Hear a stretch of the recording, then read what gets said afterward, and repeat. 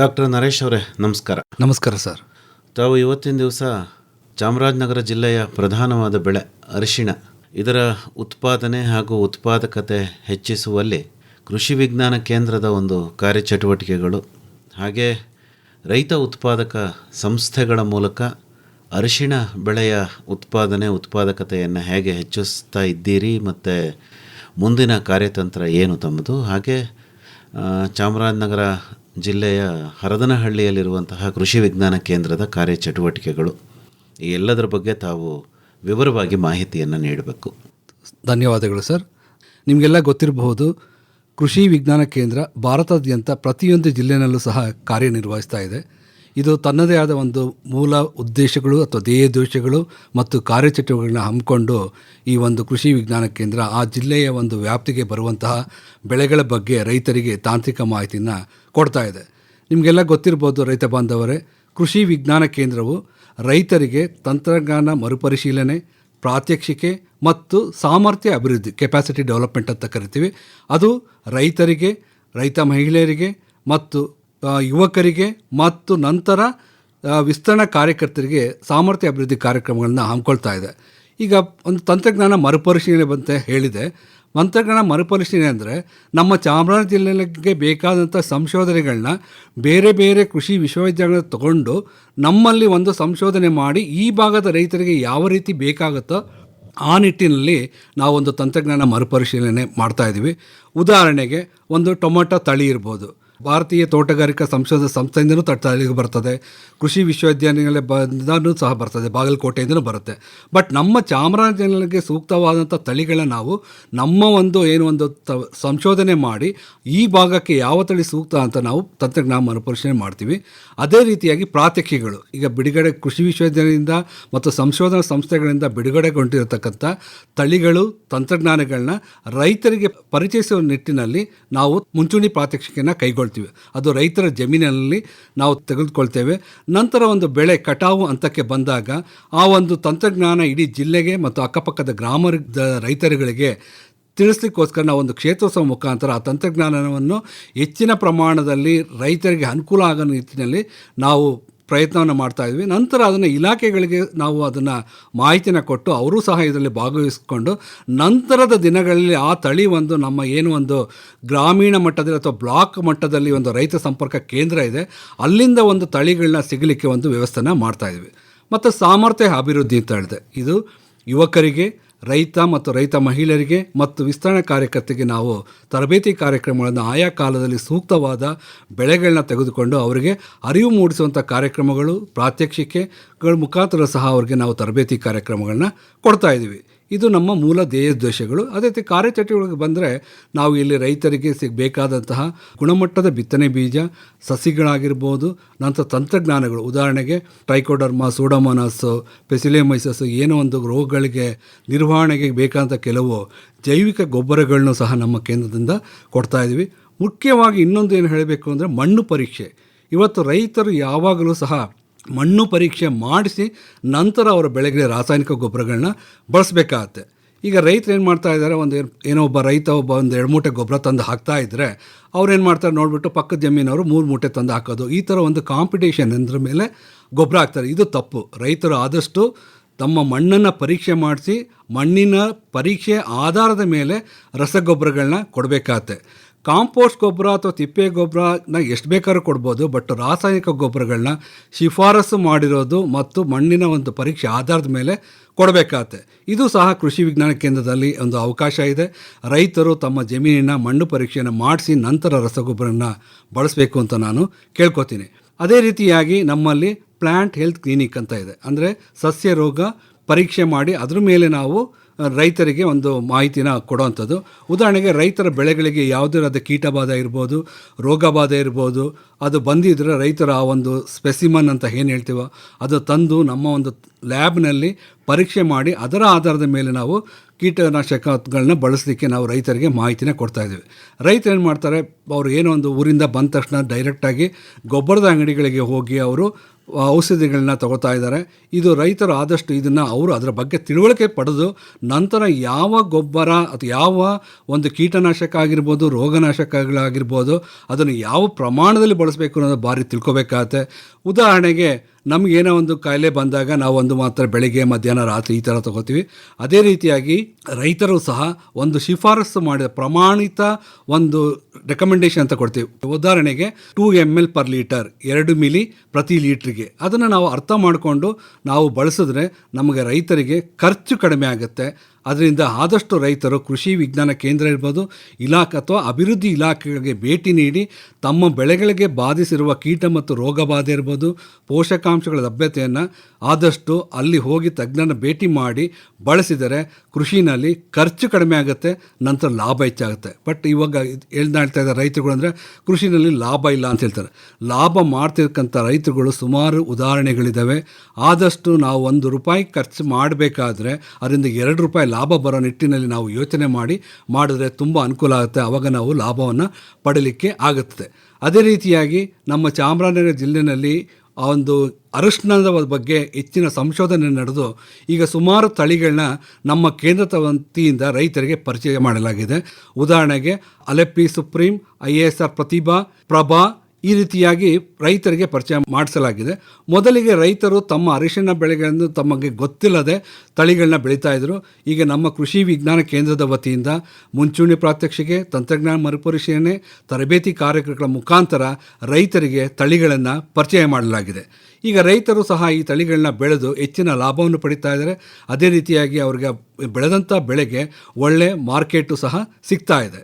ಈಗ ರೈತ ಉತ್ಪಾದಕ ಸಂಸ್ಥೆಗಳು ಅಂತ ಬಂದಾಗ ಈಗ ನಮ್ಮ ಭಾರತ ಸರ್ಕಾರ ವತಿಯಿಂದ ಪ್ರತಿ ಜಿಲ್ಲೆನಲ್ಲೂ ಸಹ ರೈತ ಉತ್ಪಾದಕ ಸಂಸ್ಥೆಗಳನ್ನ ಮಾಡ್ತಾ ಇದ್ದಾರೆ. ಇದು ನಬಾರ್ಡ್ ಮುಖಾಂತರನೂ ಸಹ ಆಗಿದೆ. ಕೃಷಿ ಇಲಾಖೆ, ತೋಟಗಾರಿಕೆ ಇಲಾಖೆ, ಪಶುಸಂಗೋಪನಾ ಇಲಾಖೆ, ರೇಷ್ಮೆ ಇಲಾಖೆ ಮುಖಾಂತರ ಸಹ ರೈತ ಉತ್ಪಾದಕ ಸಂಸ್ಥೆಗಳನ್ನ ನಾವು ಮಾಡಿದ್ದೀವಿ. ರೈತ ಉತ್ಪಾದಕ ಸಂಸ್ಥೆ ಹೇಳಿದ ಹಾಗೆ ಉತ್ಪಾದಕರು ಯಾರು ಯಾವ ಬೆಳೆಗಳನ್ನ ಬೆಳೀತಾ ಇದ್ದಾರೋ ಅವರು ಆ ಬೆಳೆಗಳನ್ನು ಬೆಳೆಯುವಂಥ ರೈತರುಗಳು ಒಗ್ಗೂಡಿಕೊಂಡು ಅವರು ಏನು ಒಂದು ಸಂಸ್ಥೆನ ಮಾಡ್ಕೋಬೇಕಾಗತ್ತೆ. ಇದು ಒಂದು ರಿಜಿಸ್ಟರ್ಡ್ ಬಾಡಿ ಮತ್ತು ಲೀಗಲ್ ಆಗಿರುತ್ತೆ. ಯಾವುದೇ ರೀತಿಯಾದ ಮೋಸ ಅದಕ್ಕೆ ಒಳಪಟ್ಟಿರೋದಿಲ್ಲ. ಇದಕ್ಕೆ ಆದ ಒಂದು ನಿಬಂಧನೆಗಳನ್ನ ಒಳಪಟ್ಟಿರುತ್ತದೆ. ಆ ನಿಟ್ಟಿನಲ್ಲಿ ಈ ರೈತ ಉತ್ಪಾದಕ ಸಂಸ್ಥೆಗಳು ಆಗಲಿದೆ. ಇದೇ ರೀತಿಯಾಗಿ ಈಗ ಒಂದು ರಾಗಿ ಬೆಳೆಯುವಂಥ ರೈತರುಗಳು ಎಲ್ಲ ಒಟ್ಟಿಗೆ ಸೇರಿ ಒಂದು 500-1000 ಜನ ರೈತರುಗಳು ಸೇರಿಸಿ ಅವರು ಸದಸ್ಯರಾಗಿರ್ತಾರೆ. ಅವರಲ್ಲೂ ಸಹ ನಂತರ ಗವರ್ನಿಂಗ್ ಬಾಡಿ ಅಂತ ಮಾಡ್ಕೋತಾರೆ. ಅದರಲ್ಲಿ ಡೈರೆಕ್ಟರು, ಡೆಪ್ಟಿ ಡೈರೆಕ್ಟರ್ಸ್, ಇದೆಲ್ಲ ಇದು ಸೆಕ್ರೆಟ್ರಿ, ಈ ರೀತಿಯಾಗಿ ಒಂದು 11-15 ಜನ ಬೋರ್ಡ್, ಗವರ್ನಿಂಗ್ ಬಾಡಿ ಇರುತ್ತೆ. ಅವರು ಒಂದು ನಿರ್ಧಾರ ತಗೊಂಡು ತಮ್ಮ ಒಂದು ರೈತ ಉತ್ಪಾದಕ ಸಂಸ್ಥೆನ ಯಾವ ರೀತಿ ನಡೆಸಬೇಕು ಅನ್ನೋದ್ರ ಬಗ್ಗೆ ಅವರು ರೂಪುರೇಷೆಗಳನ್ನು ಮಾಡಿಕೊಂಡು ನಂತರ ಅದ್ರ ಬಗ್ಗೆ ಕಾರ್ಯನಿರ್ವಹಿಸ್ತದೆ. ಉದಾಹರಣೆಗೆ ಈಗ ಯಾರೋ ಒಬ್ಬ ರೈತ ಯಾರಿಗೋ ಒಂದು ಆರ್ಡ್ರ್ ಬಂತು, ಒಂದು 50 ಕ್ವಿಂಟಾಲು ಅಥವಾ 100 ಕ್ವಿಂಟಾಲು ರಾಗಿನ ಕಳಿಸ್ಬೇಕು ಅಂತ. ಬಟ್ ಈಗ ಒಬ್ಬ ರೈತರಿಂದ ಸಾಧ್ಯ ಆಗಲ್ಲ. ಅದೇ ರೀತಿಯಾಗಿ ರೈತ ಉತ್ಪಾದಕ ಸಂಸ್ಥೆಗಳ ಮುಖಾಂತರ ಈ ಒಂದು ಕಾರ್ಯನ ನಡೆಸಲಿಕ್ಕೆ ಭಾರಿ ಅನುಕೂಲ ಆಗುತ್ತೆ. ಈ ನಿಟ್ಟಿನಲ್ಲಿ ರೈತ ಉತ್ಪಾದಕ ಸಂಸ್ಥೆಗಳನ್ನ ಸರ್ಕಾರ ಮಾಡಿದೆ. ಬಟ್ ಸುಮಾರು ಜನ ಈಗ ರೈತರುಗಳು ಸೇರಿಕೊಂಡು ಈ ಒಂದು ರೈತ ಉತ್ಪಾದಕ ಸಂಸ್ಥೆಗಳನ್ನ ನಡೆಸ್ತಾ ಇದ್ದಾರೆ. ಬಟ್ ಎಲ್ಲ ಸುಮಾರು ನಾವು ನೋಡಿದ ಹಾಗೆ ರೈತ ಉತ್ಪಾದಕ ಸಂಸ್ಥೆಗಳು ಬರೀ ಏನು ಒಂದು ಕ್ರಿಟಿಕಲ್ ಇನ್ಪುಟ್ಸ್ ಅಂತ ಕರಿತೀವಿ, ಕೀಟನಾಶಕ ಆಗಿರ್ಬೋದು, ಗೊಬ್ಬರ ಆಗಿರ್ಬೋದು, ಟಾರ್ಪಾಲ್ ಆಗಿರ್ಬೋದು, ರೈತರಿಗೆ ಬೇಕಾದಂಥ ಸವಲತ್ತುಗಳನ್ನ ಒದಗಿಸ್ತಾ ಇದ್ದಾರೆ. ಬಟ್ ಅವರು ತಮ್ಮ ಜವಾಬ್ದಾರಿ ಏನು ಅಂತ ಅರ್ಥಕೊಂಡು ಕೆಲಸ ಮಾಡ್ತಾ ಇಲ್ಲ. ಉದಾಹರಣೆಗೆ ಈಗ ಒಂದು ರಾಗಿ ಬೆಳೆಯಂಥ ರೈತರುಗಳು ಒಂದು ಒಕ್ಕೂಟ ಅಂತ ಮಾಡ್ಕೊಂಡಿದ್ರೆ ಅವರು ರಾಗಿನ ತೆಗೆದುಕೊಂಡು ನಂತರ ಅದನ್ನು ಪ್ರೊಸೆಸಿಂಗ್ ಮಾಡಿ ಅಥವಾ ಗ್ರೇಡಿಂಗ್ ಮಾಡಿ ಅದನ್ನು ಪ್ಯಾಕ್ ಮಾಡಿ ಕಳಿಸೋಂಥದ್ದಾಗ್ಬೋದು. ಇದನ್ನು ನಾವು ವ್ಯಾಲ್ಯೂಡೇಷನ್ ಅಂತ ಕರಿತೀವಿ, ಮೌಲ್ಯವರ್ಧನೆ. ಇವತ್ತು ನಮ್ಮ ದೇಶದಲ್ಲಿ ಕರ್ನಾಟಕ ರಾಜ್ಯವು ಮೊದಲನೇ ಹೆಜ್ಜೆ ಇಟ್ಟಿದೆ. ಅಂದರೆ ಸೆಕೆಂಡ್ರಿ ಅಗ್ರಿಕಲ್ಚರ್ ಒಂದು ಪ್ರಾರಂಭ ಮಾಡಿದೆ. ಅಂದರೆ ಇವತ್ತು ನಾವು ನಮ್ಮ ಭಾರತದಲ್ಲಿ ಇವತ್ತು 355 ಮೆಟ್ರಿಕ್ ಟನ್ನಷ್ಟು ಆಹಾರ ಉತ್ಪಾದನೆಯನ್ನು ನಾವು ಸಾಗಿಸಿದ್ದೀವಿ. ಬಟ್ ನಾವು ಈಗ ಮುಂದಿನ ಹೆಜ್ಜೆ ಏನು ಅಂದರೆ ಮೌಲ್ಯವರ್ಧನೆಯನ್ನು ಮಾಡಬೇಕಾಗಿದೆ. ಮೌಲ್ಯವರ್ಧನೆ ಮಾಡಿದ್ರೆ ಮಾತ್ರ ರೈತರಿಗೆ ಹೆಚ್ಚಿನ ಲಾಭಗಳಿದ್ದಾವೆ. ಆದಷ್ಟು ಪ್ರತಿಯೊಂದು ರೈತ ಉತ್ಪಾದಕ ಸಂಸ್ಥೆಗಳು ಏನಿದ್ದಾರೆ ಇವತ್ತು ಏನೇನೋ ತಮ್ಮ ಉತ್ಪನ್ನಗಳು ಬೇರೆ ಬೇರೆಯಾಗಿ ಮಾಡಿಕೊಂಡಿದ್ದೀರೋ ಅವರೆಲ್ಲರೂ ಸಹ ಮೌಲ್ಯವರ್ಧನೆ ಬಗ್ಗೆ ಹೆಚ್ಚಿನ ಒತ್ತು ಕೊಟ್ಟರೆ ಈ ಒಂದು ರೈತ ಉತ್ಪಾದಕ ಸಂಸ್ಥೆಗಳು ಹೆಚ್ಚು ಬೆಳೀಲಿಕ್ಕೆ ಅನುಕೂಲ ಆಗುತ್ತೆ. ಈಗ ನಾವು ಉದಾಹರಣೆಗೆ ಏನೇ ಒಂದು ಅಂಗಡಿಗೆ ಹೋದಾಗ ಶೂ ಇರ್ಬೋದು, ಚಪ್ಪಲಿ ಇರ್ಬೋದು, ಒಂದು ರೇಟ್ ಫಿಕ್ಸ್ ಮಾಡ್ತಾರೆ. ಆ ರೇಟು ಅವನು ಒಂದು ಎಷ್ಟು ಪ್ರೊಡಕ್ಷನ್ ಕಾಸ್ಟ್ ಆಗಿದೆ ಅಂತ ನೋಡಿಕೊಂಡು ಅದ್ರ ಮೇಲೆ ಫಿಕ್ಸ್ ಮಾಡಿರ್ತಾರೆ. ಬಟ್ ನಮ್ಮ ರೈತರುಗಳು ನಾವು ಮಾರ್ಕೆಟಿಗೆ ತೊಗೊಂಡೋದಾಗ ಗ್ರಾಹಕರು ಏನು ಕೇಳ್ತಾರೋ ಆ ರೇಟಿಗೆ ಕೊಡಲಿಕ್ಕಾಗಲ್ಲ. ಅದಕ್ಕೋಸ್ಕರ ನಮ್ಮ ಪ್ರೊಡಕ್ಷನ್ ಕಾಸ್ಟ್ ಏನಾಗುತ್ತೋ ಅದನ್ನು ನೋಡಿಕೊಂಡು ನಾವೊಂದು ಪ್ರೈಸ್ನ ಫಿಕ್ಸ್ ಮಾಡಿ ಆಮೇಲೆ ಮಾರಾಟ ಮಾಡೋದು ತುಂಬ ಅನುಕೂಲ ಆಗುತ್ತೆ. ಆ ನಿಟ್ಟಿನಲ್ಲಿ ರೈತ ಉತ್ಪಾದಕ ಸಂಸ್ಥೆಗಳು ಈಗ ಒಂದು ಪದಾರ್ಥಕ್ಕೆ ಅವರು ರೇಟ್ ಫಿಕ್ಸ್ ಮಾಡಬೇಕು. ಆ ನಿಟ್ಟಿನಲ್ಲಿ ಈ ಮೌಲ್ಯವರ್ಧನೆ ಆಗಬೇಕಾಗಿದೆ. ಇದಕ್ಕೆ ಕೃಷಿ ವಿಜ್ಞಾನ ಕೇಂದ್ರಗಳು ಇರ್ಬೋದು, ಬೇರೆ ಒಂದು ಸಂಶೋಧನೆ ಕೇಂದ್ರಗಳು ಸಹ ಇದರ ಬಗ್ಗೆ ಹೆಚ್ಚಿನ ಮಾಹಿತಿನೇ ಕೊಡ್ತಿದೆ. ಈ ಒಂದು ಮೌಲ್ಯವರ್ಧನೆ ಬಗ್ಗೆ ನಮ್ಮ ಮೈಸೂರಿನಲ್ಲಿ CFTRI ಸಂಸ್ಥೆನೂ ಸಹ ಇದೆ. ಅವರಲ್ಲೂ ಸಹ ಸುಮಾರು ತಂತ್ರಜ್ಞಾನಗಳು ಇದ್ದಾವೆ. ಆ ನಿಟ್ಟಿನಲ್ಲಿ ರೈತರು ಆಸಕ್ತಿ ಇರೋಂಥವ್ರು ಅಥವಾ ರೈತ ಉತ್ಪಾದಕ ಸಂಸ್ಥೆನವರು ತಮ್ಮ ಏನು ಪದಾರ್ಥದಲ್ಲಿ ನೀವು ಒಂದು ಉತ್ಪಾದಕ ಸಂಸ್ಥೆ ಮಾಡ್ಕೊಂಡಿದ್ದೀರೋ, ನೀವು ಕೃಷಿ ವಿಜ್ಞಾನ ಕೇಂದ್ರಕ್ಕಾಗಿರ್ಬೋದು ಅಥವಾ ಈ ಥರ ಸಂಶೋಧನೆಗಳ ಕೇಂದ್ರಗಳಿಗೆ ಭೇಟಿ ನೀಡಿ ಅಲ್ಲಿ ಸಿಗುವಂಥ ತಂತ್ರಜ್ಞಾನ ತಗೊಂಡು ನೀವು ಹೆಚ್ಚಿನ ಮಟ್ಟದಲ್ಲಿ ಮೌಲ್ಯವರ್ಧನೆ ಮಾಡಿದ್ರೆ ಮಾತ್ರ ಈ ರೈತ ಉತ್ಪಾದಕ ಸಂಸ್ಥೆಗಳು ಹೆಚ್ಚು ಲಾಭ ಪಡೀಲಿಕ್ಕೆ ಅನುಕೂಲ ಆಗುತ್ತೆ. ಅದೇ ರೀತಿಯಾಗಿ ನೀವು ನಿಮ್ಮ ಸದಸ್ಯರುಗಳಿಗನ್ನ ಮುಂದುವರಿಸ್ಕೊಂಡು ಹೋಗಬೇಕಾಗುತ್ತೆ. ಈಗ ಯಾರೋ ಒಬ್ಬ ರೈತ ಒಬ್ಬ ಸದಸ್ಯನಾದ ಅಂದರೆ ಬರೀ ಒಂದು 1,000 ರೂಪಾಯಿ ಕೊಟ್ಟು ಅವ್ನು ಮೆಂಬರ್ ಆಗದ ಅಂದರೆ ಅವ್ನು 1,000 ರೂಪಾಯಿಗೆ ಸೀಮಿತ ಆಗಿರ್ಬೋದು. ಅದು ಒಂದು ಕಂಪ್ನಿಯಾಗಿ ಬೆಳಿಬೇಕು. ನೀವು ನೋಡಿರ್ಬೋದು ಕೆಲವು ಕಂಪನಿಗಳೆಲ್ಲ ಇವತ್ತು ಸಣ್ಣ ಪ್ರಮಾಣದಲ್ಲಿ ಇದ್ದಿದ್ದು ಈಗ ದೊಡ್ಡ ಪ್ರಮಾಣದಲ್ಲಿ ಆಗಿದೆ. ಈಗ ಲಿಜ್ಜತ್ ಪಾಪಡ್ ಅಂತ ಹಪ್ಪಳ ಕರಿ ಅಂತ ಹೇಳ್ತೀವೋ ಅದು ಸಹ ದೊಡ್ಡ ಮಟ್ಟದಲ್ಲಿ ಬೆಳೀಲಿಕ್ಕೆ ಕಷ್ಟಪಟ್ಟು ನಾವು ಆ ನಿಟ್ಟಿನಲ್ಲಿ ಯೋಚನೆ ಮಾಡಿದರೆ ತುಂಬ ಅನುಕೂಲ ಆಗ್ತದೆ. ಅದಕ್ಕೆ ಪ್ರತಿಯೊಂದು ರೈತ ಉತ್ಪಾದಕ ಸಂಸ್ಥೆಗಳು ತಮಗೆ ಏನಾದರೂ ಮಾರ್ಗದರ್ಶನ ಬೇಕು ಅಂದರೆ ಕೃಷಿ ವಿಜ್ಞಾನ ಕೇಂದ್ರಕ್ಕೆ ಭೇಟಿ ನೀಡಿ. ಅದೇ ರೀತಿಯಾಗಿ ಈ ಒಂದು ನಮ್ಮ ಕರ್ನಾಟಕ ರಾಜ್ಯದಲ್ಲಿ ರೈತ ಉತ್ಪಾದಕ ಸಂಸ್ಥೆಗೆ ಉತ್ಕೃಷ್ಟತಾ ಕೇಂದ್ರ ಅಂತ ಹೇಳ್ತೀವಿ, ಅಂದರೆ ಎಕ್ಸಲೆನ್ಸ್ ಸೆಂಟರ್ ಅಂತ ಇದೆ. ಇವರೂ ಸಹ ರೈತ ಉತ್ಪಾದಕ ಸಂಸ್ಥೆಗಳು ಯಾವ ರೀತಿಯಲ್ಲಿ ಕಾರ್ಯಚಟುವಟಿಕೆಯನ್ನು ಮಾಡಬೇಕು, ಯಾವ ರೀತಿಯಲ್ಲಿ ತಮ್ಮ ಒಂದು ಉತ್ಪಾದಕ ಸಂಸ್ಥೆನ ಬೆಳೆಸಬೇಕು ಅನ್ನೋದ್ರ ಬಗ್ಗೆ ಸಂಪೂರ್ಣ ಮಾಹಿತಿನೇ ಕೊಡ್ತಾರೆ. ನಿಮಗೆ ಈ ಒಂದು ಎಕ್ಸಲೆನ್ಸ್ ಸೆಂಟರ್ ಮುಖಾಂತರ ತರಬೇತಿಗಳೇನಾದ್ರು ಬೇಕಾದರೆ ಕೃಷಿ ವಿಜ್ಞಾನ ಕೇಂದ್ರಕ್ಕೆ ಭೇಟಿ ನೀಡಿ ನಾವು ಒಂದು ತರಬೇತಿನೂ ಸಹ ವ್ಯವಸ್ಥೆ ಮಾಡಲಿಕ್ಕೆ ಅನುಕೂಲ ಆಗುತ್ತೆ. ಈಗಾಗಲೇ ಉತ್ಕೃಷ್ಟತಾ ಕೇಂದ್ರಗಳು ಪ್ರತಿಯೊಂದು ಜಿಲ್ಲೆನಲ್ಲೂ ಸಹ ಕೃಷಿ ವಿಜ್ಞಾನ ಕೇಂದ್ರದ ಮುಖಾಂತರ ತರಬೇತಿ ಕಾರ್ಯಕ್ರಮಗಳನ್ನು ಅಥವಾ ಏನು ಒಂದು ಅವೇರ್ನೆಸ್ ಪ್ರೋಗ್ರಾಮ್ ಅಂತ ಹೇಳ್ತೀವೋ ಅದನ್ನು ಮಾಡಿದ್ದಾರೆ. ಇನ್ನೂ ಹೆಚ್ಚಿನ ನಿಟ್ಟಿನಲ್ಲಿ ನಿಮಗೆ ತರಬೇತಿ ಕಾರ್ಯಕ್ರಮಗಳು ಬೇಕಿದ್ದರೆ ಖಂಡಿತ ಕೃಷಿ ವಿಜ್ಞಾನ ಕೇಂದ್ರಕ್ಕೆ ಭೇಟಿ ನೀಡಿ. ನಾವು ಉತ್ಕೃಷ್ಟತಾ ಕೇಂದ್ರದ ಮುಖಾಂತರ ನಿಮಗೆ ಹೆಚ್ಚಿನ ಒಂದು ಬಲವರ್ಧನೆ ಮಾಡಲಿಕ್ಕೆ ನಾವು ಒಂದು ತರಬೇತಿ ಕಾರ್ಯಕ್ರಮಗಳನ್ನು ಹಮ್ಮಿಕೊಳ್ಳಿಕ್ಕೆ ನಾವು ಸಹಾಯ ಮಾಡ್ತೀವಿ. ಬಾನುಲಿ ಕೃಷಿ ಬೆಳಗು ಮೈಸೂರು ಆಕಾಶವಾಣಿಯ ಕೃಷಿರಂಗ ಕಿಸಾನ್ ವಾಣಿ ವಿಭಾಗದ ಹೆಮ್ಮೆಯ ಕಾರ್ಯಕ್ರಮ ಅಕ್ಟೋಬರ್ 6ನೇ ತಾರೀಖು ಸೋಮವಾರ ಬೆಳಗ್ಗೆ 10 ಗಂಟೆಗೆ ಮಂಡ್ಯ ಜಿಲ್ಲೆ ಪಾಂಡವಪುರ ತಾಲೂಕು ಚಿನಕುರಳಿ ಹೋಬಳಿ ರಾಗಿಮುದ್ದನಹಳ್ಳಿಯ MP ಜಯರಾಮೇಗೌಡ ಹಾಗೂ MH ಶ್ರೀಮತಿಯವರ ಹೊಂಗೆಲಕ್ಷ್ಮಿ ಫಾರಂನಲ್ಲಿ. ನಾನು MP ಜಯರಾಮೇಗೌಡ. ನಾನು ಶ್ರೀಮತಿ. ನಮ್ಮ ಜಮೀನಿನಲ್ಲಿ ಬಾನುಲಿ ಕೃಷಿ ಬೆಳಗು ಕಾರ್ಯಕ್ರಮವನ್ನು ಮಾಡುತ್ತಿದ್ದೇನೆ. ಎಲ್ಲರೂ ಬನ್ನಿ. ಜೀವಿಗಳ ಸಮಪಾಲು ಹದವಾಗಿ ಮುದವಾಗಿ ಸಾಗೋಣ ಪದವಾಗಿ. ಈ ಬಾರಿಯ ಅತಿಥಿ ತುಮಕೂರು ಜಿಲ್ಲೆ ತಿಪಟೂರು ತಾಲೂಕು ಪೂಜಾರಿಪಾಳ್ಯದ ಯುವ ಕೃಷಿಕ RS ನವೀನ್. ಕೃಷಿ ಪ್ರವಾಸೋದ್ಯಮ ಹಾಗೂ ಕೃಷಿ ನವೋದ್ಯಮಗಳ ಕುರಿತು ವಿಶೇಷ ಮಾಹಿತಿ, ಸಾವಯವ ಉತ್ಪನ್ನ ಹಾಗೂ ಎರೆಗೊಬ್ಬರದ ಪ್ರದರ್ಶನ ಹಾಗೂ ಮಾರಾಟ, ಕೃಷಿ ರತ್ನ ಪ್ರಶಸ್ತಿ ಪ್ರದಾನ ಈ ಬಾರಿಯ ವಿಶೇಷ. ಬನ್ನಿ ಭಾಗವಹಿಸಿ. ಅಕ್ಟೋಬರ್ 6ನೇ ತಾರೀಕು ಸೋಮವಾರ ಬೆಳಗ್ಗೆ 10 ಗಂಟೆಗೆ ಮಂಡ್ಯ ಜಿಲ್ಲೆ ಪಾಂಡವಪುರ ತಾಲೂಕು ಚಿನಕುರಳಿ ಹೋಬಳಿ ರಾಗಿಮುದ್ದನಹಳ್ಳಿ ಗ್ರಾಮದ MP ಜಯರಾಮೇಗೌಡ ಹಾಗೂ MH ಶ್ರೀಮತಿ ಅವರ ಹೊಂಗೆಲಕ್ಷ್ಮಿ ಫಾರಂನಲ್ಲಿ ನಿಮಗಾಗಿ ನಡೆಯಲಿದೆ ನಮ್ಮ ಕಾರ್ಯಕ್ರಮ ಬಾನುಲಿ ಕೃಷಿ ಬೆಳಗು.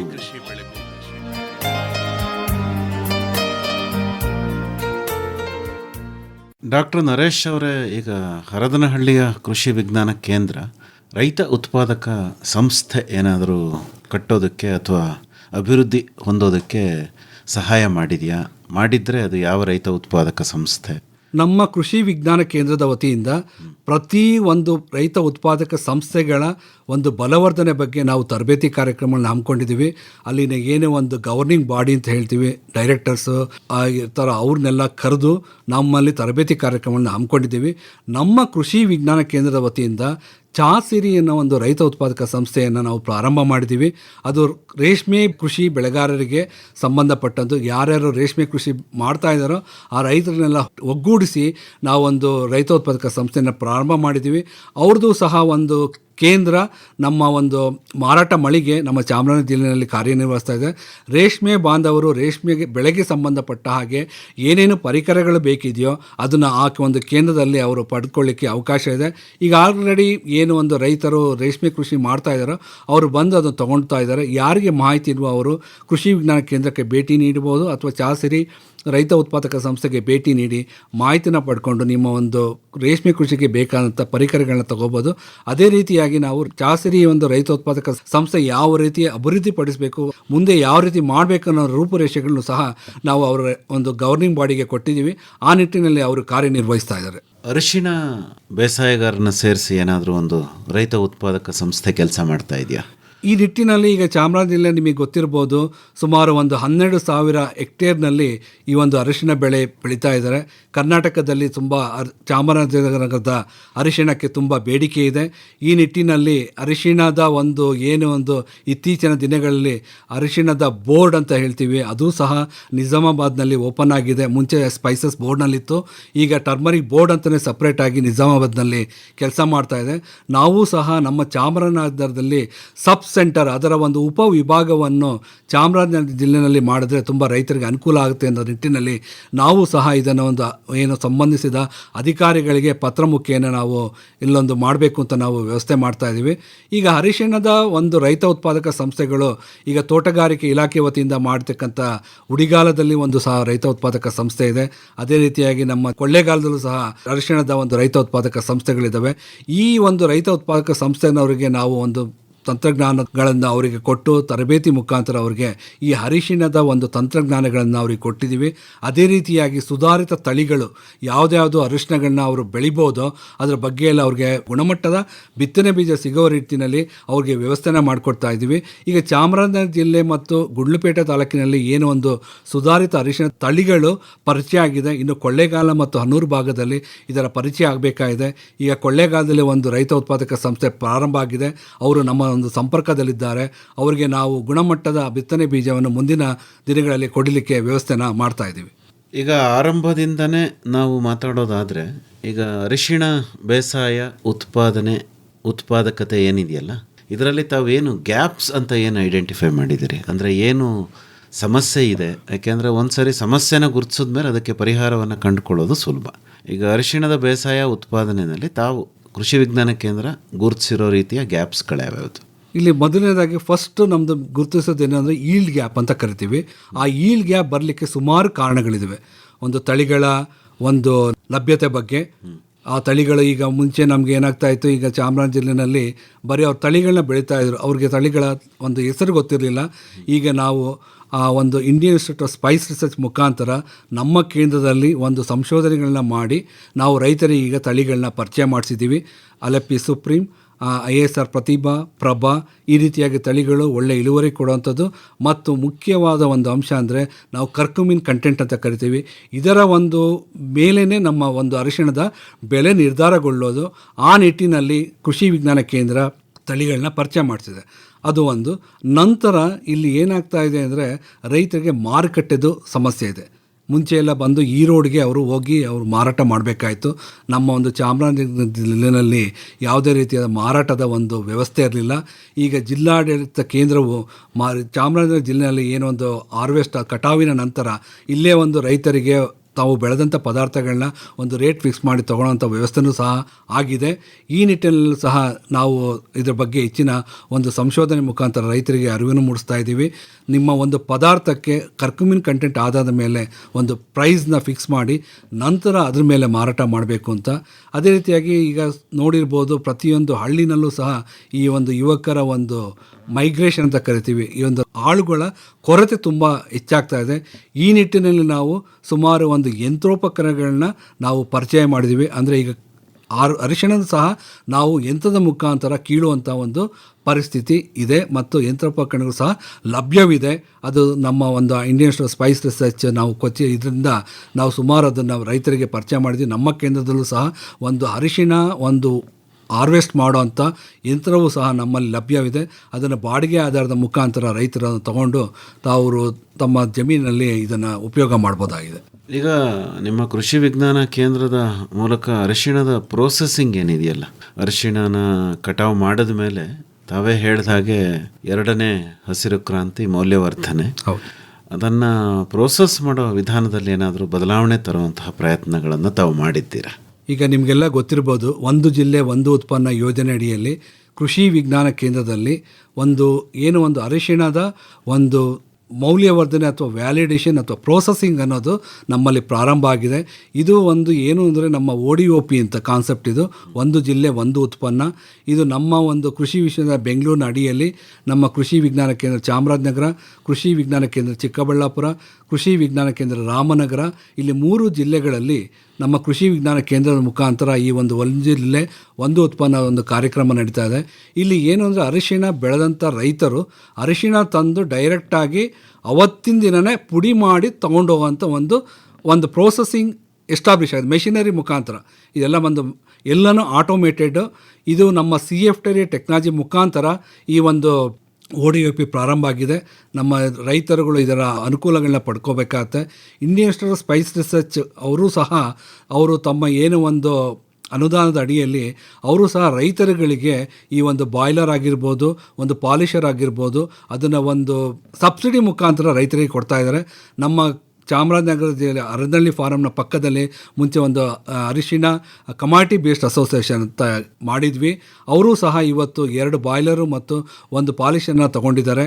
ಇದಕ್ಕೆ ಸಬ್ಸಿಡಿ ಮುಖಾಂತರ ಲಭ್ಯತೆ ಇದೆ. ರೈತರುಗಳು ಇದನ್ನು ಬಳಸ್ಕೋಬೇಕು ಅಂತ ನಾನು ಕೇಳ್ಕೊತೀನಿ. ಅದೇ ರೀತಿ ಉಡಿಗಾಲದ ಒಂದು FPOನು ಸಹ ಈ ಒಂದು ಬಾಯ್ಲರ್ನ ತೊಗೊಂಡಿದೆ. ಕೊಳ್ಳೆಗಾಲಗೂ ಸಹ ಒಂದು ಬಾಯ್ಲರು ಸಬ್ಸಿಡಿ ಮುಖಾಂತರ 50% ಸಬ್ಸಿಡಿ ಮುಖಾಂತರ ಅದು ಸಿಗ್ತಾ ಇದೆ. ಈ ನಿಟ್ಟಿನಲ್ಲಿ ನಮ್ಮ ODOPಯು ಸಹ ರೈತರುಗಳು ಅಥವಾ ಒಂದು FPO ಆಗಿರ್ಬೋದು, ಅವರು ಬಂದು ಈ ಒಂದು ಪ್ರೋಸೆಸ್ ಇದೆಯೋ ಅದನ್ನು ಒಂದು ಬಾಡಿಗೆ ರೂಪದಲ್ಲಿ ನಾವು ಕೊಡ್ತಾ ಇದ್ದೀವಿ.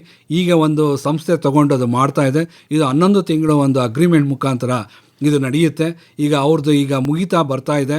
ನಂತರ ನಾವು ಅದು ಟೆಂಡರ್ನ ಕರಿತೀವಿ. ಆ ಟೆಂಡರ್ನಲ್ಲಿ ಯಾರು ಆಸಕ್ತಿ ಇದ್ದಾವ FPOಗಳು ಅವರು ಬಂದು ಭಾಗವಹಿಸಿ ಆ ಒಂದು ಕಾಂಪಿಟೇಟಿವ್ ಬಿಡ್ಡಿಂಗ್ ಅಂತ ಹೇಳ್ತೀವಿ, ಯಾರು ಹೆಚ್ಚು ಕೋಟ್ ಮಾಡಿರ್ತಾರೋ ಅವ್ರನ್ನ ಈ ಬಿಡ್ಡಿಂಗಲ್ಲಿ ಸೆಲೆಕ್ಟ್ ಮಾಡ್ತಾರೆ.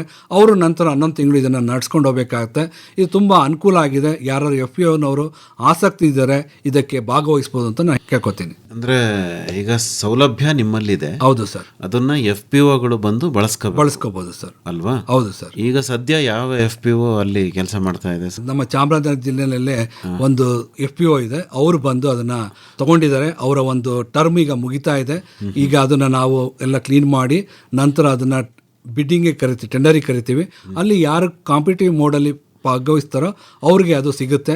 ಅದರಿಂದ ರೈತರು ಇದನ್ನ ಬಳಸ್ಕೋಬೇಕು ಅಂತ ನಾನು ಕೇಳ್ಕೊತಾ ಇದ್ದೀನಿ. ಅಂದರೆ ಅಲ್ಲಿರೋ ಸೌಲಭ್ಯಗಳು ಏನೇನು ಸರ್? ಸೌಲಭ್ಯಗಳು ಒಂದು ಅರಿಶಿನ ತಂದಂಥ ರೈತರು ಇಮಿಡಿಯೇಟ್ ಆಗಿ ಅದು ವಾಷಿಂಗ್ ಆಗುತ್ತೆ, ನಂತರ ಅದು ಬಾಯ್ಲರ್ಗೆ ಹೋಗುತ್ತೆ, ನಂತರ ಆಮೇಲೆ ಸ್ಲೈಸ್ ಆಗುತ್ತೆ, ನಂತರ ಅದು ಡ್ರೈಯರು ಸಹ ಇದೆ, ಅಲ್ಲಿ ಡ್ರೈ ಆಗಿ ನಂತರ ಪೌಡ್ರ್ ಮಾಡಿ ಇಮಿಡಿಯೇಟಾಗಿ ತೊಗೊಂಡೋಗುವಂಥದ್ದು ಒಂದು ವ್ಯವಸ್ಥೆ ಆಗಿದೆ. ಸುಮಾರು ಇದು 1,80,00,000 ವೆಚ್ಚದಲ್ಲಿ ಈ ಒಂದು ಮೆಷಿನರೀಸ್ ಎಲ್ಲ ಆಟೋಮೇಟೆಡ್.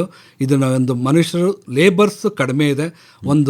ಯಾರು ಆಸಕ್ತಿ ಇರ್ತಾರೋ ಅವ್ರು ಬಂದು ತಗೊಂಡು ಮಾಡ್ಬೋದಾಗಿದೆ. ಓಕೆ, ಅಂದರೆ ನೀವು ಇದನ್ನು ರೈತ ಉತ್ಪಾದಕ ಸಂಸ್ಥೆಗಳಿಗೇನೆ ಕೊಡ್ತೀರಿ? ಹೌದು ಸರ್. ಅಲ್ವೇ? ಹೌದು ಸರ್. ಅಂದರೆ ಅದು ಪುಡಿ ಆದಮೇಲೆ ಅದನ್ನು ಪ್ಯಾಕ್ ಮಾಡೋದು, ಪ್ಯಾಕಿಂಗ್ ಲೇಬಲ್ ಮಾಡೋದು ಅವೆಲ್ಲ ಇದೆಯಾ? ಇದೆ ಸರ್. ಪ್ಯಾಕಿಂಗ್ ಮೆಷಿನು ಸಹ ಇದೆ. ಅವ್ರು ಪ್ಯಾಕ್ ಮಾಡಿ ಅವರ ಒಂದು ಲೇಬಲ್ ಏನು ಬೇಕೋ ಅದನ್ನು ಕೊಟ್ಕೊಂಡು ಅವರು ಮಾರಾಟ ಮಾಡ್ಬೋದಾಗುತ್ತೆ. ಅವ್ರು ಏನೋ ಒಂದು ಪ್ರೊಡಕ್ಷನ್ ಮಾಡ್ತಾರೋ ಅದಕ್ಕೆ ಸಮ್ ಪರ್ಸೆಂಟೇಜ್ ಅವ್ರು ಯೂನಿವರ್ಸಿಟಿಗೆ ಕಟ್ಟಬೇಕಾಗತ್ತೆ. ಓಹೋ, ಅಂದರೆ 1% ಅಲ್ವಾ? ಹೌದು ಸರ್. ಅಂದರೆ ಈಗಾಗಲೇ ಅರಿಶಿಣದ ಉತ್ಪಾದನೆ ಮಾಡುವಂತಹ ರೈತರು ಇದರ ಸೌಲಭ್ಯವನ್ನು ಪಡ್ಕೋತಾ ಇದ್ದಾರೆ. ಇವತ್ತು ನಮ್ಮ ಒಂದು ಚಾಮರಾಜನಗರದ ಅರಿಶಿಣದ ಪುಡಿಗೆ ತುಂಬ ಬೇಡಿಕೆ ಇರೋದ್ರಿಂದ ಅವರು ಸಹ ಬೇರೆ ಬೇರೆ ರಾಜ್ಯಕ್ಕೂ ಸಹ ಕಳಿಸ್ತಾ ಇದ್ದಾರೆ. ಅವರು ಈಗ ಎಕ್ಸ್ಪೋರ್ಟಿಗೆ ಯೋಚನೆ ಮಾಡಬೇಕಾಗಿದೆ. ಅಷ್ಟು ಕ್ವಾಂಟಿಟಿ ಅವರಲ್ಲಿ ಸಿಗ್ತಾ ಇಲ್ಲ.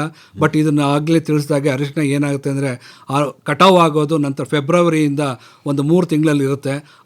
ಅವಾಗ ನಮಗೆ ಏನು ಕಚ್ಚಾ ಪದಾರ್ಥಗಳು ಅರಿಶಿಣ ಸಿಗುತ್ತೆ. ಆಮೇಲೆ ನಂತರದ ದಿನಗಳಲ್ಲಿ ಸಿಗೋದಿಲ್ಲ. ಅದಕ್ಕೋಸ್ಕರ ರೈತರು ಇದನ್ನು ಯಾವ ರೀತಿ ವರ್ಷ ಪೂರ್ತಿ ನಡೆಸ್ಬೋದು ಅನ್ನೋದ್ರ ಬಗ್ಗೆ ತಿಳ್ಕೊಂಡು ಮಾಡ್ಬೋದಾಗತ್ತೆ. ಈ ಒಂದು ಡ್ರೈಯರ್ ಇದೆಯಲ್ಲ, ಈ ಡ್ರೈಯರ್ ಬರೀ ಅರಿಶಿಣಕ್ಕೆ ಸೀಮಿತ ಇಲ್ಲ. ಬೇರೆ ಶುಂಠಿನೂ ತಗೋಬೋದು, ಬೇರೆ ಒಂದು ತೋಟಗಾರಿಕಾ ಬೆಳೆಗಳನ್ನು ಸಹ ಅಲ್ಲಿ ಡ್ರೈ ಮಾಡಿಕೊಂಡು ಬೇರೆ ಮೌಲ್ಯವರ್ಧನೆಗಳು ಸಹ ನಾವು ಮಾಡ್ಕೋಬೋದು. ಆಸಕ್ತಿ ಇರೋಂಥ ರೈತೋತ್ಪಾದಕ ಸಂಸ್ಥೆಗಳು ಭೇಟಿ ನೀಡಿ ಅದನ್ನು ಪರಿಶೀಲಿಸಿ ನೀವು ಬಂದರೆ ತುಂಬ ಅನುಕೂಲ ಆಗುತ್ತೆ. ಅಂದರೆ ಏನು ರೈತ ಉತ್ಪಾದಕ ಸಂಸ್ಥೆಗಳು ಇದ್ದಾವೆ, ಅವು ಕಾರ್ಯ ಮಾಡುವಂತಹ ಜಾಗಗಳಲ್ಲಿ ಅರಿಶಿಣ ಬೆಳೆಗಾರರಿಂದ ಅರಿಶಿಣವನ್ನು ಖರೀದಿ ಮಾಡಿ ಬೇಯಿಸಿ ಶೇಖರಣೆ ಮಾಡಿ ಇಟ್ಕೊಂಡಿದ್ರೆ ವರ್ಷ ಪೂರ್ತಿ ಬೇಕಂದಾಗ ಅದನ್ನು ಪುಡಿ ಮಾಡಿ ಅರಿಶಿಣದ ಪುಡಿಯನ್ನು ಮಾರಾಟ ಮಾಡಬಹುದು. ಘಟಕನ ನಿರ್ವಹಣೆ ಮಾಡೋದಕ್ಕೂ ಕೂಡ ಅನುಕೂಲ ಆಗುತ್ತೆ. ಹೌದು ಸರ್, ಅನುಕೂಲ ಆಗುತ್ತೆ. ಅದ್ರ ಬಗ್ಗೆ ರೈತರುಗಳು ಯಾವ ರೀತಿ ನಾನು ವರ್ಷ ಪೂರ್ತಿ ಇದನ್ನು ನಡೆಸಬೇಕು ಅಥವಾ ಆ ಒಂದು ಋತುಮಾನದಲ್ಲಿ ಯಾವ ಬೆಳೆ ಸಿಗುತ್ತೆ ಅದನ್ನು ಡ್ರೈ ಮಾಡಲಿಕ್ಕೆ, ಅದನ್ನು ಪೌಡ್ರ್ ಮಾಡಲಿಕ್ಕೂ ಸಹ ಇವರು ಇದನ್ನು ಮಾಡಿಕೊಂಡ್ರೆ ತುಂಬ ಅನುಕೂಲ ಆಗುತ್ತೆ ಸರ್.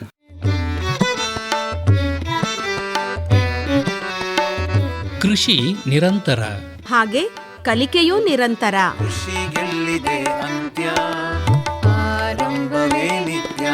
ಹೊಸ ಪೀಳಿಗೆ ಯುವ ಶಕ್ತಿಗೆ ಮುನ್ನಡೆಯಲು ಬೇಕು. ಆತ್ಮೀಯರೇ, ಕೃಷಿ ಸಂಶೋಧನಾ ಸಂಸ್ಥೆಯೊಂದಿಗೆ ಬೇಸಾಯ ಕಲಿಯುವ ಆಸಕ್ತಿ ನಿಮಗಿದೆಯೇ? ನವೀನ ತಾಂತ್ರಿಕತೆಗಳನ್ನು ಜಮೀನಿನಲ್ಲಿ ಅಳವಡಿಸುವ ಆಸೆಯೂ ಇದೆಯೇ? ಹಾಗಿದ್ದರೆ ತಪ್ಪದೇ ಆಲಿಸಿ ಕೃಷಿ ದೀವಿಗೆ. ಕೃಷಿ ದೀವಿಗೆ ಹೊಸ ಬೆಳಕಿಗೆ ಬೇಕು. ಕೃಷಿ ದೀವಿಗೆ ಮೈಸೂರು ಬಾನುಲಿಯಲ್ಲಿ ಪ್ರತಿ ಸೋಮವಾರ ಸಂಜೆ 6:50 ಕೃಷಿ ರಂಗದಲ್ಲಿ ಸಂಶೋಧನಾ ಸಂಸ್ಥೆಯೊಂದಿಗೆ ಕೃಷಿ ಕಲಿಕೆ ಕುರಿತ ಬಾನುಲಿ ಸರಣಿ ಕೃಷಿ ದೀವಿಗೆ. ಕೃಷಿ ದೀವಿಗೆ ಹೊಸ ಬೆಳಕಿಗೆ ಬೇಕು. ಕೃಷಿ ದೀವಿಗೆ. ಡಾಕ್ಟರ್ ನರೇಶ್ ಅವರೇ, ಅರಿಶಿಣದ ಬೇಸಾಯದಲ್ಲಿ ಏನು ತಾವು ಗ್ಯಾಪ್ಸ್ನ ಗುರುತಿಸಿಲ್ವಾ ಇಲ್ಲಿವರೆಗೆ? ಈಗೇನು ಅರಿಶಿಣದ ಬೇಸಾಯವನ್ನು ಮಾಡ್ತಾ ಇದ್ದಾರೆ ಅದರಲ್ಲಿ ಎಲ್ಲ ಸರಿಯಾಗಿದೆ ಅಂತ ಅನಿಸುತ್ತಾ, ಅಥವಾ ಅಲ್ಲೇನಾದರೂ ಒಂದಷ್ಟು ಸುಧಾರಣೆ ಮಾಡ್ಬೋದಾ? ಉತ್ಪಾದನೆ ಮತ್ತು ಉತ್ಪಾದಕತೆ ಹೆಚ್ಚಿಸುವಲ್ಲಿ ಬೇಸಾಯದಲ್ಲಿ ಏನಾದರೂ ಒಂದಷ್ಟು ಬದಲಾವಣೆ ಬೇಕಾಗತ್ತೆ ಅಂತೀರಾ? ಹೌದು, ಸುಧಾರಿತ ತಂತ್ರಜ್ಞಾನಗಳು ಅರಿಶಿಣದಲ್ಲಿ ಸುಮಾರು ಇದ್ದಾವೆ. ತಳಿ ಒಂದು ಮೊದಲನೇದು, ನಂತರ ಒಂದು ಏನು ನಾವು ಕಲ್ಚರಲ್ ಪ್ರಾಕ್ಟೀಸಸ್ ಅಂತ ಹೇಳ್ತೀವಿ, ಅಥವಾ ಏನೋ ಒಂದು ಕೀಟ ಬಾಧೆ, ರೋಗ ಬಾಧೆಗಳು, ನಂತರ ಪೋಷಕಾಂಶಗಳ ನಿರ್ವಹಣೆ, ಇದರಲ್ಲಿ ತುಂಬ ಒಂದು ಸುಧಾರಣೆ ಆಗಿದೆ. ರೈತರುಗಳು ಕೃಷಿ ವಿಜ್ಞಾನ ಕೇಂದ್ರಕ್ಕೆ ಭೇಟಿ ನೀಡಿ ಕೀಟ ಬಾಧೆ, ರೋಗ ಬಾಧೆ ಮತ್ತು ಪೋಷಕಾಂಶ ನಿರ್ವಹಣೆ ಬಗ್ಗೆ ತಜ್ಞರನ್ನು ಭೇಟಿ ಮಾಡಿ ಅವರ ಹತ್ರ ಮಾಹಿತಿ ತಿಳ್ಕೊಂಡ್ರೆ ತುಂಬ ಅನುಕೂಲ ಆಗುತ್ತೆ. ಉದಾಹರಣೆಗೆ ರೈತರು ಏನು ಮಾಡ್ತಾರೆ, ಫಸ್ಟ್ ಏನೇ ಒಂದು ಕೀಟ ಬಾಧೆ, ರೋಗ ಬಾಧೆ ಬಂದರೆ ಗೊಬ್ಬರದ ಅಂಗಡಿಗೆ ಹೋಗ್ತಾರೆ. ಅದ್ರ ಹೋಗೋ ಬದಲು ಇಲಾಖೆ ಇರ್ಬೋದು ಅಥವಾ ಕೃಷಿ ವಿಜ್ಞಾನ ಕೇಂದ್ರಕ್ಕೆ ಭೇಟಿ ನೀಡಿ ತಮ್ಮಲ್ಲಿ ಏನು ಸಮಸ್ಯೆ ಇದೆಯೋ ಅದಕ್ಕೆ ಮಾತ್ರ ಪರಿಹಾರ ಕೊಟ್ಟರೆ ತುಂಬ ಅನುಕೂಲ ಆಗುತ್ತೆ. ಇದನ್ನು ನೀವು ಬಳಸ್ಕೋಬೇಕು ಅಂತ ನಾನು ರೈತರಲ್ಲಿ ಮನವಿ ಮಾಡ್ಕೋತೀನಿ. ಅಂದರೆ ಬೇಸಾಯ ತಾಂತ್ರಿಕತೆಗಳಲ್ಲೂ ಕೂಡ ಸುಧಾರಣೆ ಆಗಬೇಕು ಅಂತ ತಮ್ಮ ವಿಚಾರ? ಆಗಿದೆ ಸರ್, ಸುಮಾರು ತಂತ್ರಜ್ಞಾನಗಳು ಬಂದಿದೆ. ರೈತರು ಅದನ್ನು ಬಳಸ್ಕೋಬೇಕಾಗತ್ತೆ. ನಾವು ಏನೇ ಒಂದು ಕೀಟಬಾಧೆ, ರೋಗ ಬಾಧೆ ಬಂದರೆ ಡೈರೆಕ್ಟಾಗಿ ಫಸ್ಟ್ ಕೆಮಿಕಲ್ಸ್ಗೆ ಹೋಗಬಾರ್ದು. ಏನು ಕಲ್ಚರ್ ಮೆಥಡ್ಸ್ ಅಂತ ಹೇಳ್ತೀವಿ, IPM integrated plant protection measures ಏನಿದ್ದಾವೆ ಅದರ ಇಂಟಿಗ್ರೇಟೆಡ್ ನ್ಯೂಟ್ರಿಯೆಂಟ್ ಮ್ಯಾನೇಜ್ಮೆಂಟು, ಈ ನಿಟ್ಟಿನಲ್ಲಿ ರೈತರು ಇದು ಮಾಡಿದ್ರೆ ತುಂಬ ಅನುಕೂಲ ಆಗುತ್ತೆ. ಎಲ್ಲದಕ್ಕೂ ಅಂಗಡಿಗೆ ಹೋಗಿ ತರೋಕ್ಕಿಂತ ತಮ್ಮಲ್ಲೇ ಸಿಗುವಂಥ ಒಂದು ಕೆಲವು ಕೀಟನಾಶಕ ಆಗಿರ್ಬೋದು. ಈಗ ಉದಾಹರಣೆಗೆ ನಾವು ಯಾವುದೇ ಒಂದು ಕೀಟಬಾಧೆ, ರೋಗ ಬಾಧೆ ಬಂದರೆ ಬೇವಿನ ಎಣ್ಣೆ ಮುಂದೆ ಸುಮಾರು ಹತೋಟಿನ ಮಾಡ್ಕೋಬೋದು. ಬಟ್ ರೈತರು ಇದನ್ನು ಮಾಡ್ತಾ ಇಲ್ಲ. ಆದಷ್ಟು ಖರ್ಚನ್ನ ಜಾಸ್ತಿ ಮಾಡ್ತಾ ಇದ್ದಾರೆ. ಖರ್ಚನ್ನು ಕಡಿಮೆ ಮಾಡಿ ಹೆಚ್ಚಿನ ಲಾಭ ಮಾಡಬೇಕು, ಯಾವ ರೀತಿ ಮಾಡಬೇಕು ಅನ್ನೋದನ್ನು ಕೃಷಿ ವಿಜ್ಞಾನ ಕೇಂದ್ರಕ್ಕೆ ಭೇಟಿ ನೀಡಿದರೆ ತುಂಬ ಅನುಕೂಲ ಆಗುತ್ತೆ. ಈಗ ತಳಿಗಳನ್ನು ನಾವು ಪರಿಚಯಿಸಿದ್ದೀವಿ ಅಂತ ಹೇಳ್ತಾ ಇದ್ರಲ್ವಾ? ಹೌದು ಸರ್. ಅಂದರೆ ಪದ್ಧತಿ ಪ್ರಾತ್ಯಕ್ಷಿಕೆ ಮೂಲಕ ಹೌದು ಸರ್, ಆ ತಳಿಗಳನ್ನು ತಂದು ನಿಮ್ಮಲ್ಲಿ ಬೆಳೆದು ಯಾವ ತಳಿ ಸೂಕ್ತ ಆ ತಳಿಯನ್ನು ತಾವು ಆ ಪ್ರದೇಶಕ್ಕೆ ಪರಿಚಯಿಸಿದ್ದೀರಿ. ಹೌದು ಸರ್. ಈಗ ತಾವು ಹೇಳೋದು ಬಿತ್ತನೆನೂ ಕೂಡ ನೀವು ಮುಂದಿನ ದಿನಗಳಲ್ಲಿ ಅದರದ್ದು ಕೊಡ್ತೀನಿ ಅಂತಲ್ಲ, ಅಥವಾ ಅದರ ಬಿತ್ತನೆ ಬೀಜಗಳ ಒಂದು ಅಭಿವೃದ್ಧಿ ಬಗ್ಗೆ ಏನು ಕ್ರಮ ವಹಿಸಿದ್ದೀರಿ? ಯಾಕೆಂದರೆ ಮುಂದಿನ ಜನವರಿ ಫೆಬ್ರವರಿನಲ್ಲಿ ಅರಿಶಿನ ಕಟಾವಾದಾಗ ಅದರಿಂದಲೇ ಬಿತ್ತನೆ ಸಾಮಾನ್ಯವಾಗಿ ಇಟ್ಕೋತಾರೆ. ಅಂಥವ್ರಿಗೆ ಏನು ತಮ್ಮ ಸಲಹೆ? ಕೃಷಿ ವಿಜ್ಞಾನ ಕೇಂದ್ರದಲ್ಲೂ ಸಹ ನಾವು ಒಂದು ಬೀಜೋತ್ಪಾದನೆಯನ್ನು ಮಾಡ್ತಾಯಿದ್ದೀವಿ. ನಮ್ಮ ಕೃಷಿ ವಿಜ್ಞಾನ ಕೇಂದ್ರದಲ್ಲೇ ಇಡೀ ಚಾಮರಾಜನಗರ ಜಿಲ್ಲೆ ರೈತರಿಗೆ ಅದನ್ನು ಕೊಡಲಿಕ್ಕೆ ಆಗೋದಿಲ್ಲ. ಅದಕ್ಕೋಸ್ಕರ ನಾವೇನು ಮಾಡ್ತೀವಿ, FPO ಮುಖಾಂತರ ಮತ್ತು ಆಯ್ದ ಕೆಲವು ಪ್ರಗತಿಪರ ರೈತರುಗಳ ಜಮೀನಲ್ಲಿ ಈ ತಳಿಗಳನ್ನ ನಾವು ಬೆಳೆಸ್ತಾ ಇದ್ದೀವಿ. ರೈತರಿಗೆ ಯಾರಿಗೆ ಬೇಕಿದೆಯೋ ಅವರು ನಮ್ಮ ಕೃಷಿ ವಿಜ್ಞಾನ ಕೇಂದ್ರಕ್ಕೆ ಭೇಟಿ ನೀಡಿದ್ರೆ ನಾವು ಆ ರೈತರ ಕಾಂಟ್ಯಾಕ್ಟ್ ನಂಬರ್ನ ಕೊಡ್ತೀವಿ. ಅವರು ಆ ರೈತರ ಹತ್ರ ಹೋಗಿ ಅದನ್ನು ತೆಗೆದುಕೊಂಡು ತಮ್ಮ ಜಮೀನಲ್ಲಿ ಹಾಕಿ ನಂತರ ಅದನ್ನು ಬೇರೆ ರೈತರಿಗೆ ಹಂಚಿದ್ರೆ ಈ ಒಂದು ತಳಿಗಳ ಒಂದು ಲಭ್ಯತೆನ ಎಲ್ಲರಿಗೂ ಸಿಗದಂಗೆ ಮಾಡ್ಬೋದು. ಅಂದರೆ ಉತ್ತಮ ಗುಣಮಟ್ಟದ ಬಿತ್ತನೆ ಬೀಜವನ್ನು ಬೆಳೆಯೋದಕ್ಕೆ ಬೀಜೋತ್ಪಾದಕರನ್ನು ಕೂಡ ತಾವು ತಯಾರು ಮಾಡಿ. ಹೌದು ಸರ್, ನಮ್ಮಲ್ಲಿ ಸುಮಾರು ಒಂದು 40-50 ಜನ ಪ್ರಗತಿಪರ ರೈತರಿದ್ದಾರೆ, ಅವರು ಮಾಡ್ತಾ ಇದ್ದಾರೆ.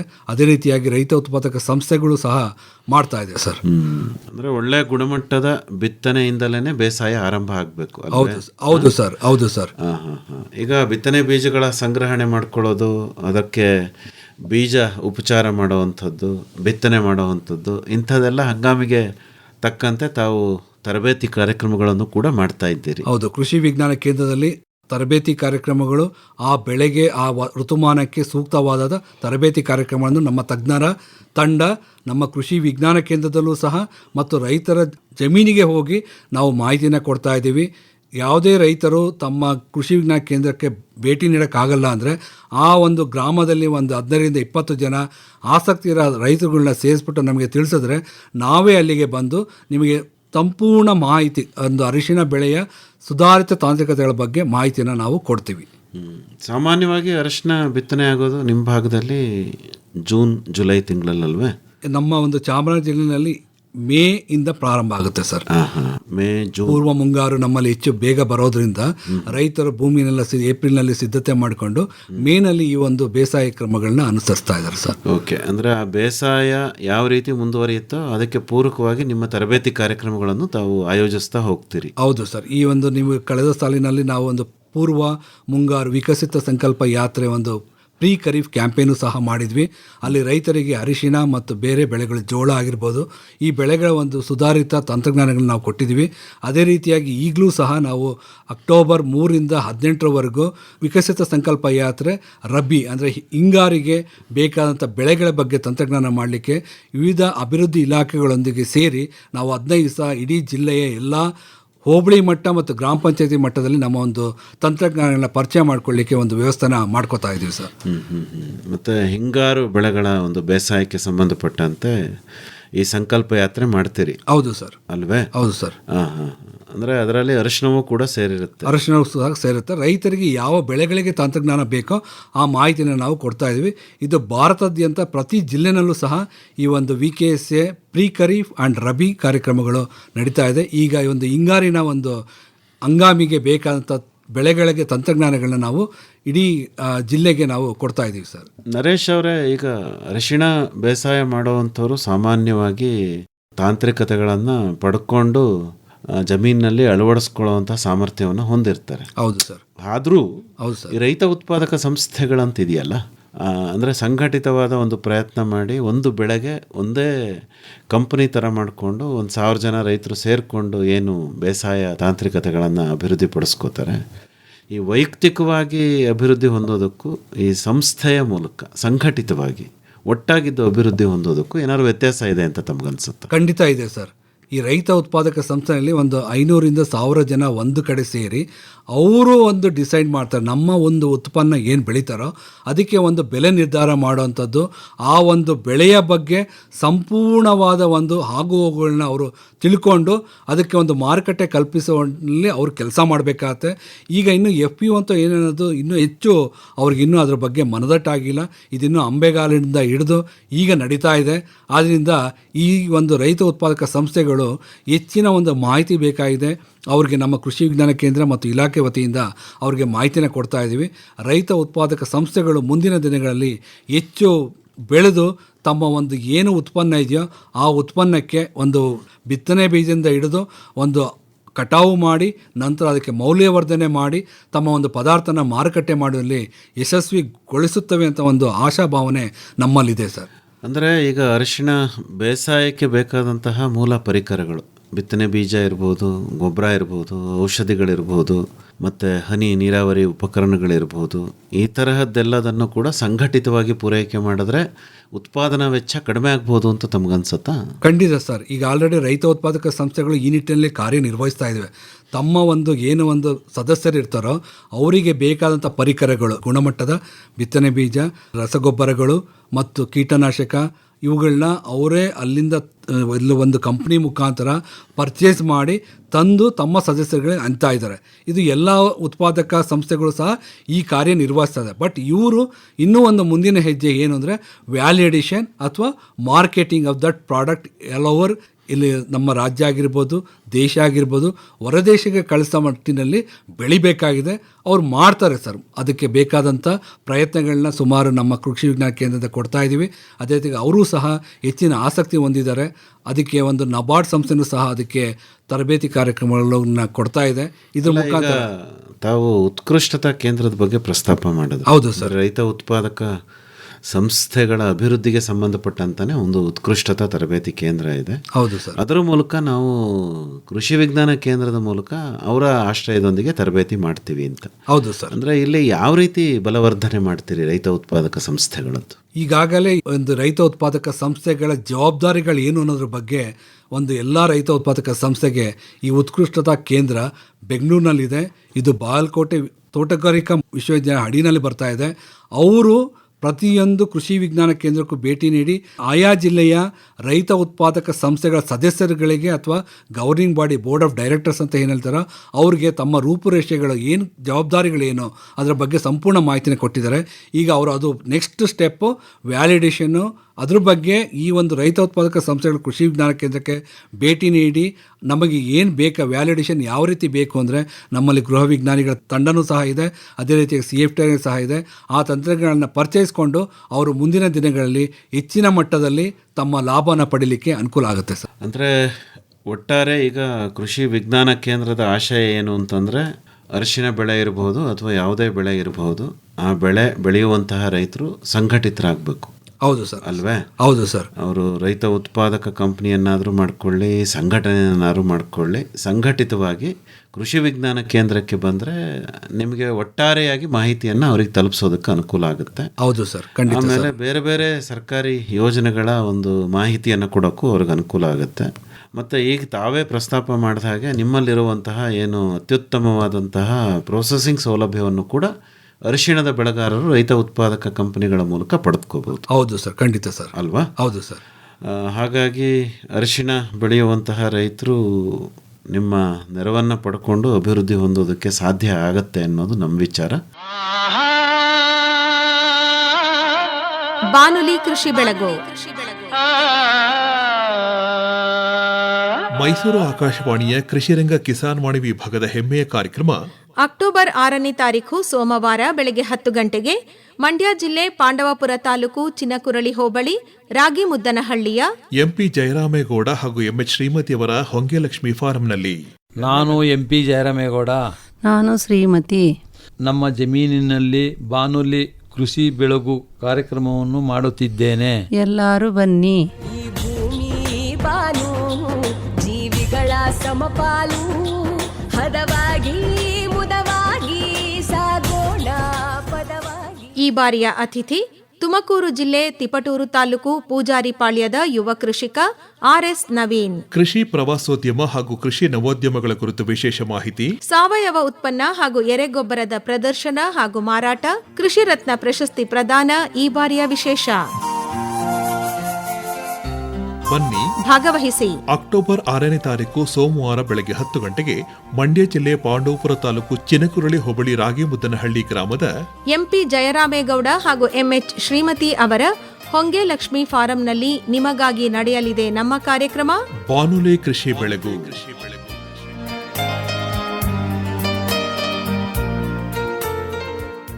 ಹೆಚ್ಚಿನ ಮಾಹಿತಿಗೆ ಡಾಕ್ಟರ್ ನರೇಶ್ ಅವರೇ, ನಿಮ್ಮನ್ನೇ ನೇರವಾಗಿ ನಮ್ಮ ಕೇಳುಗರು ಸಂಪರ್ಕ ಮಾಡಬೇಕು ಅಂತಾದರೆ ಸಂಪರ್ಕಕ್ಕಾಗಿ ತಮ್ಮ ಮೊಬೈಲ್ ಸಂಖ್ಯೆಯನ್ನು ಹೇಳ್ಬೋದಾ?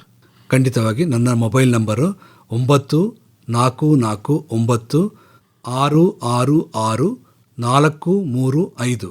ಮತ್ತೊಮ್ಮೆ ಇನ್ನೊಂದ್ಸರಿ ಹೇಳ್ತೇನೆ, 9449666435. ಇನ್ನೂ ಒಂದ್ಸರಿ ಹೇಳ್ಬಿಡಿ. 9449666435. ಒಳ್ಳೆಯದು ಡಾಕ್ಟರ್ ನರೇಶ್ ಅವರೇ, ಇದುವರೆಗೂ ಚಾಮರಾಜನಗರ ಜಿಲ್ಲೆ ಹರದನಹಳ್ಳಿಯ ಕೃಷಿ ವಿಜ್ಞಾನ ಕೇಂದ್ರದ ಕಾರ್ಯಚಟುವಟಿಕೆಗಳು ಮತ್ತು ಅರಿಶಿಣದ ಬೇಸಾಯ ಮತ್ತು ಉತ್ಪಾದಕತೆ ಹೆಚ್ಚಿಸುವಲ್ಲಿ ರೈತ ಉತ್ಪಾದಕ ಸಂಸ್ಥೆಗಳ ಒಂದು ಪಾತ್ರ ಏನು ಅನ್ನೋದ್ರ ಬಗ್ಗೆ ಸವಿವರವಾಗಿ ಮಾಹಿತಿಯನ್ನು ನೀಡಿದ್ರಿ. ವಂದನೆಗಳು, ನಮಸ್ಕಾರ. ಧನ್ಯವಾದಗಳು ಸರ್.